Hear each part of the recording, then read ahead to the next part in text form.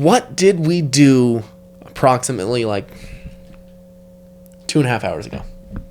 Has it been that long already? About 2 hours, yeah. Okay. Yeah, we went to Mooby's. Yes. So for those who don't know, Mooby's is a fictional restaurant Fast food establishment. from Clerks 2 / The View Askew universe. Yep. Also Jay and Silent Bob reboot. Yeah. It's the only other time it's really showed up.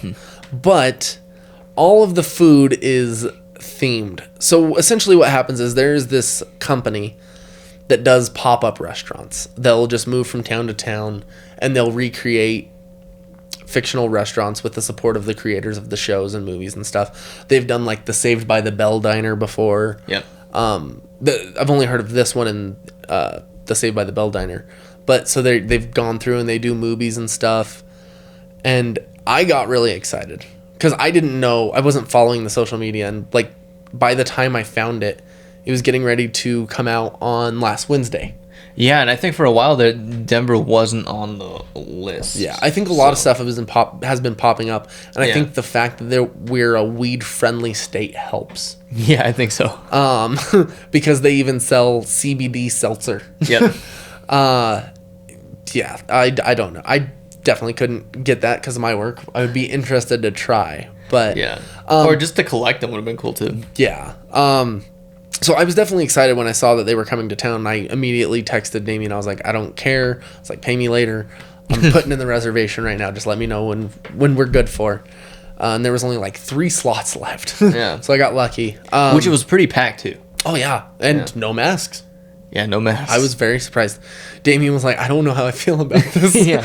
He's like, I didn't know what to do. I was like, it's weird being in that situation now. It is kind of crazy. Like, you do almost feel uncomfortable. I feel uncomfortable going into gas stations where, like, I hold on to my mask in my pocket. Just in case. I'm like, I'm going to get yelled at. I walk in, no one looks at me, and I'm like, this is weird. Yeah. That's just kind of, like, crazy. Like, how used to it would be gone. And it only took a year. Yeah. It's insane. Yeah, insane. So yeah, immediately when we first got there, it was off of 45th and Jason at 4483 or not Logan, not 45th Jason, and Logan, yeah, at the Globe Hall. Yes, 4483 Logan Street in Denver. Kind of, I don't know if I'd call it the best location for it. It was still cool though. Mm-hmm. I figured they would have gone closer to downtown to where it was more visible. Yeah, but I mean, money wasn't a problem for this establishment because of the fact that they sold everything out. That there wasn't any room left. Yep. So they have 2 sandwiches, or technically they have 4 sandwiches you can choose from. 2 variations of each sandwich. The 2 sandwiches are the Cow Tipper, which is the name of the main burger from the Clerks 2 movies. And then they have the Cocksmoker chicken sandwich, which is from Jay. Oh my God, I can't talk. Jay and Silent Bob reboot. And then you have a vegan option for both of those, making it 4 options. And then you only have 2 options for sides, which are the Hater Tots from Jay and Silent Bob reboot. No, onion rings to rule them all. Yes, right? Yeah. Which is essentially from Clerks 2. Yeah. The line Elias does right before they go into that long Lord of the Rings versus Star Wars. That was it's one of my favorite scenes like ever. Yeah, it's beautiful. And then he's like, and then Frodo bricks right in Sam's mouth. He's like they're not hobbits, they're gay. Or no, they're not gay, they're hobbits. He just throws up. I just made some Lord of the Rings nerd puke all over the floor. Yeah. So, and then they also have 2 desserts. The cookies didn't really seem like they were called cookies from the mall kiosk or something. Mm-hmm. And then you had the chocolate covered pretzels from Mallrats. And just knowing the joke, I didn't feel comfortable eating those. I was like, I know that they're clean. I have a hard time eating chocolate covered pretzels after that movie. And then you had lemonade, Coke, Sprite, and I think Diet Coke as options to drink. Yeah. They have a Blunt Man IPA, which I bought one. I don't know if I'm going to drink it or if I'm just going to keep it as a collector's thing. I'm really fighting myself. I would keep it as a collector's thing. I'm not a big fan of IPA anyways. Yeah. So it might just be a collector's thing. Yeah, the only IPA I'm drinking is Broken Skull IPA.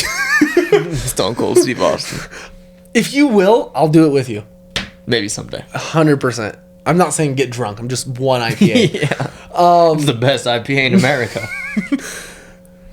If there was anybody who could tell you what beer to drink, it's that man. Yeah, and you believe him too. Especially with how much I think I sent you guys a picture today where he has like 4 beers at once, and he's like, I miss Stone Cold. Do you follow him on Instagram?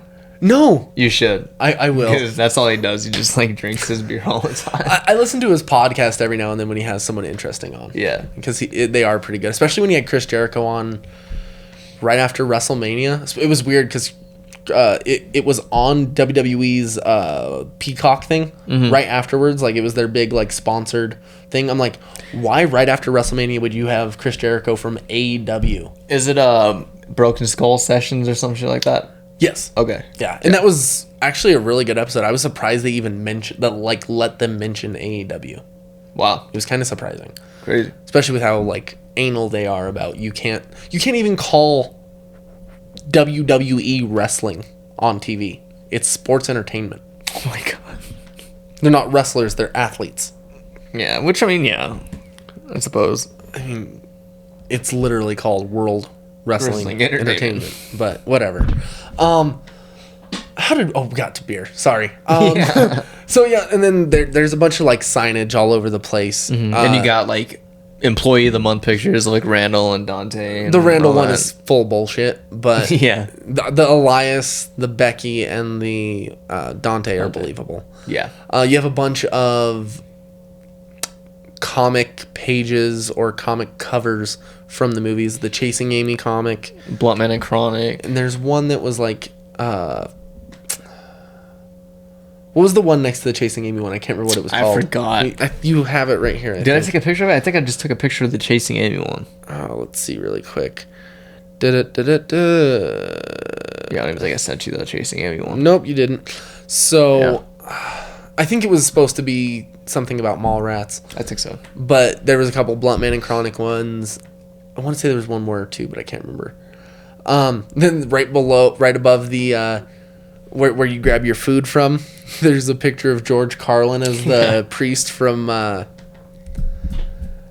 Dogma. Yep. I forget about that one all the time. I don't know why. I get so mad about that movie. You can't buy it anywhere now. And if you do find it on Amazon or eBay, it's ridiculously overpriced. Yeah, so it'd be nice to have owned it to begin with. Yeah, because the people that own the rights right now